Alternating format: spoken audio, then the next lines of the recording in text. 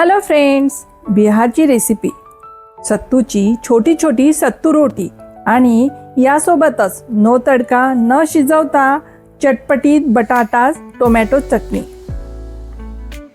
हा special lunch बनवण्यासाठी पहिले भाजण्याची प्रोसेस करू। बटाटे भाजण्यासाठी थोडे जाडे बुडाचे पातेले घेऊन त्यात जाडे मीठ पसरून त्यावर छोटे छोटे बटाटे ठेवू आणि त्यावर पुन्हा मीठ पसरून घेऊ। हे पातेले, मीठ आणि प्लेट सतत यूज करत असल्याने असे काळे झाले आहे। दुसऱ्या साईडला टोमॅटो पण भाजून घेऊ।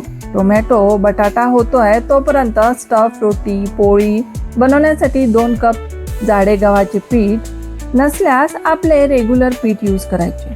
मीठ, ओवा, पातळ केलेले तूप, बारीक रवा 2 चमचे। जाड्या मिठात बटाटे 7 ते 8 मिनिटात व्यवस्थित भाजून तयार होतात। आपल्याला यातील फक्त 2च बटाटे लागणार आहे, पण भाजलेल्या बटाट्याची टेस्ट खूपच छान लागते म्हणून थोडे एक्स्ट्रा। वेगवेगळ्या डिश करण्यासाठी बटाट्याला लागलेले मीठ काढून घेऊ।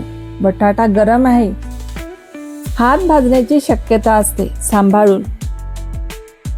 या भाजलेल्या बटाट्याची चाट, पराठा, भाजी नुसते मीठ लावून खायला सुद्धा छान वाटतात।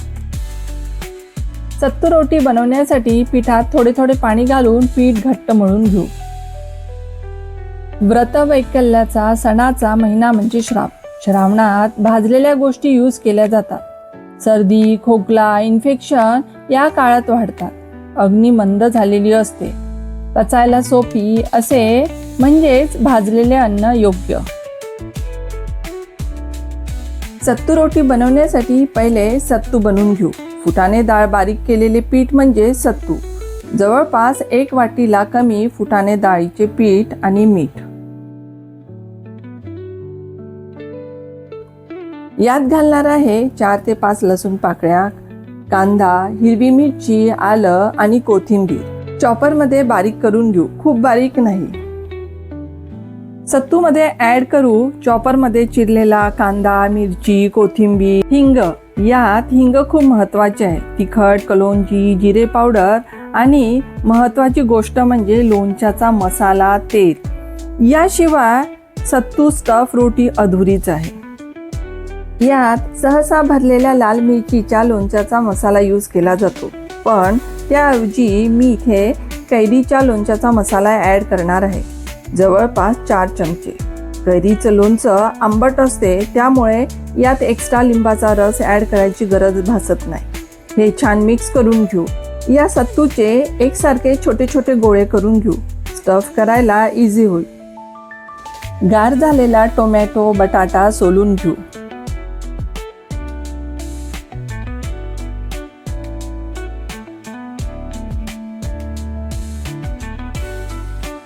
बटाटा हाताने मॅश करून एका बाउलमध्ये ट्रान्सफर करून घेऊ।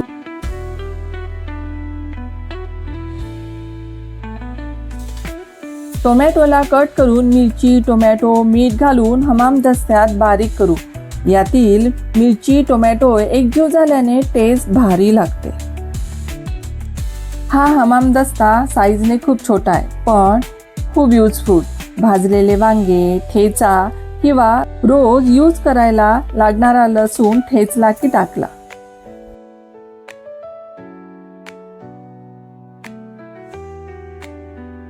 चोखा करताना मॅश केलेला टोमॅटो, मिरची, बटाटा, कांदा, जिरे पावडर, तिखट मिक्स करून घेऊ। यात ऍड करणार आहे पाणी, याने थोडे पातळ होईल। आपली बटाटा टोमॅटो चटपटीत चटणी किंवा चोखा तयार। घट्ट भिजवलेल्या गव्हाचे पीठ मळून एकसारखे करून घेऊ। छोटा गोळा करून घेऊ। हा गोळा सारणाच्या गोळापेक्षा मोठा असायला पाहिजे।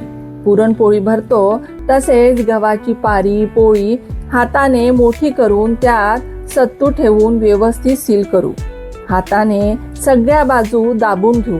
यात असलेला मसाला सगळीकडे एकसारखा पसरेल। मसाला पोळी करण्यासाठी तवा गरम करून घेऊ, खूप गरम नाही। तव्यावर एका वेळेस जितके बसतील तितकेच 3 ते 4 मसाला रोटी करून घेऊ किंवा एका वेळेस सगळे करून शेकून घेऊ. सत्तूची रोटी हलक्या हाताने लाटून घेऊ.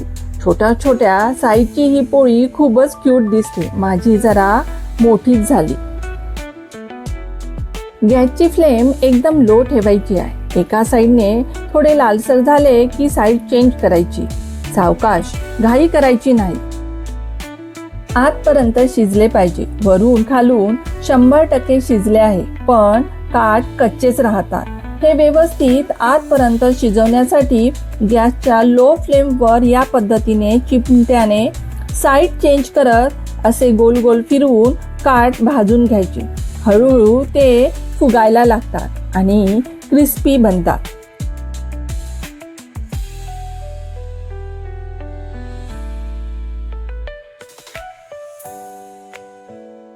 असेच सर्व मसाला रोटी भाजून शेकून घेऊ.